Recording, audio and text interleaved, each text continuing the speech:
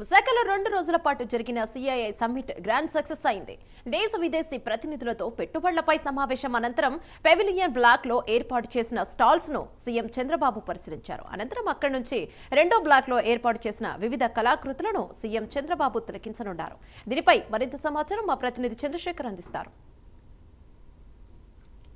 భాగస్వామ్య సమ్మిట్ ఏదైతే ఉందో సమ్మిట్ కి సంబంధించి అయితే రాష్ట్ర ముఖ్యమంత్రి విశాఖ వచ్చేది ఈ రోజుకు 4వ రోజు అయితే అవుతుంది. ముఖ్యంగా చూసుకుంటే నిన్న ఈ రోజు జరిగినటువంటి సమ్మిట్ కి సంబంధించినటువంటి పూర్తిగా కూడా ఏదైతే సెషన్స్ జరిగాయి, సెషన్స్ లో కూడా రాష్ట్ర ముఖ్యమంత్రి నారా చంద్రబాబు నాయుడు కూడా పాల్గొన్నారు. మనం చూసుకోవచ్చు దూరంగా కూడా ముఖ్యమంత్రి చంద్రబాబు అయితే ఏదైతే సమ్మిట్ కి సంబంధించినటువంటి ప్రాంగణంలో ఏర్పాటు చేసినటువంటి స్టాల్స్ ఏవైతే ఉన్నాయో ఆ స్టాల్స్ అయితే ఆయన తిలకించేందుకు ఐఏఎస్ ఐపీఎస్ అధికారులతో పాటు ఇతర మంత్రులతో కూడా వెళ్తున్నటువంటి పరిస్థితి, ఆ దృశ్యాలను కూడా మనం చూసుకోవచ్చు. ముఖ్యంగా జరిగినటువంటి ఏదైతే సెషన్స్ జరిగాయి, ఈ రోజు సెషన్స్ తో పాటుగా కూడా జరిగినటువంటి సమ్మిట్ ఏదైతే ఉందో ఈ సమ్మిట్ లో దాదాపు 410 సంస్థలు కూడా ఎంఓయూలు అయితే కుదుర్చుకోవడం అయితే జరిగిన పరిస్థితి తెలుస్తుంది. ముఖ్యంగా చూసుకుంటే దాదాపు 410 ఎంఓయూలతో పాటు దాదాపు 13 లక్షల కోట్ల రూపాయలకు సంబంధించినటువంటి పెట్టుబడులు కూడా ఆ రాష్ట్రానికి అయితే వచ్చినటువంటి పరిస్థితి కనిపిస్తుంది. ముఖ్యంగా చూసుకుంటే ఏదైతే సమ్మిట్ ప్రారంభం కాకముందే దాదాపు 400 కోట్ల రూపాయలకు సంబంధించినటువంటి పెట్టుబడులు కూడా వచ్చినటువంటి పరిస్థితి ఉంది. నేపథ్యంలోనే దీనికి సంబంధించి కూడా ఇప్పటికే దేశ విదేశాల నుంచి దాదాపు 2500 మంది కూడా వచ్చినటువంటి పరిస్థితి ఉంది. వారందరికీ కూడా సంబంధించి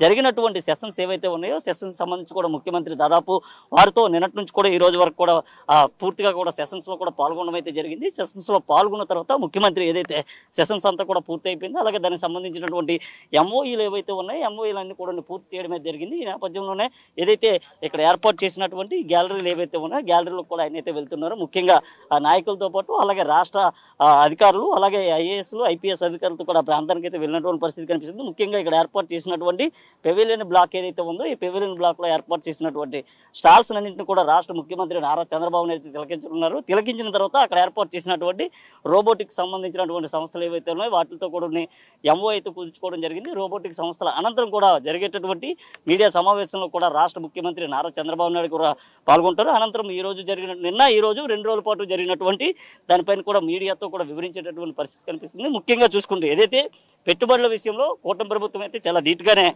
ముందుకు వెళ్తున్నటువంటి పరిస్థితి కనిపిస్తుంది. ప్రధానంగా చూసుకుంటే నిరుద్యోగ యువతకి ఉపాధి కల్పన దిశగా కూడా రాష్ట్ర ప్రభుత్వం అయితే ముందంజలో ఉందని చెప్పుకోవచ్చు. ఎందుకంటే ఇటు ఐటీ రంగం కావచ్చు లేదంటే సాఫ్ట్వేర్కి సంబంధించినటువంటి రంగాలన్నింటిలో కూడా రాష్ట్ర ప్రభుత్వం అయితే చాలా ధీటుగా ముందుకు వెళ్తుంది. ఈ నేపథ్యంలోనే ఈ 2 రోజుల పాటు కూడా విశాఖలో జరిగినటువంటి సదస్సులు ఏవైతే ఉన్నాయో దీనికి సంబంధించి పెద్ద ఎత్తున కూడా ముఖ్యమంత్రితో కూడా సమావేశమైనటువంటి పరిస్థితి కనిపిస్తుంది. ఈ నేపథ్యంలో చూసుకుంటే ఏదైతే ఈరోజు జరిగినటువంటి సమావేశం అనంతరం కూడా ముఖ్యమంత్రి అయితే పెవిలియన్ బ్లాక్ వెళ్ళారు. అక్కడ ఉన్నటువంటి స్టాల్స్ అన్నింటినీ కూడా తిలకించేటటువంటి పరిస్థితి కనిపిస్తుంది. ఇది ప్రస్తుతం ఉన్నటువంటి తాజా పరిస్థితి.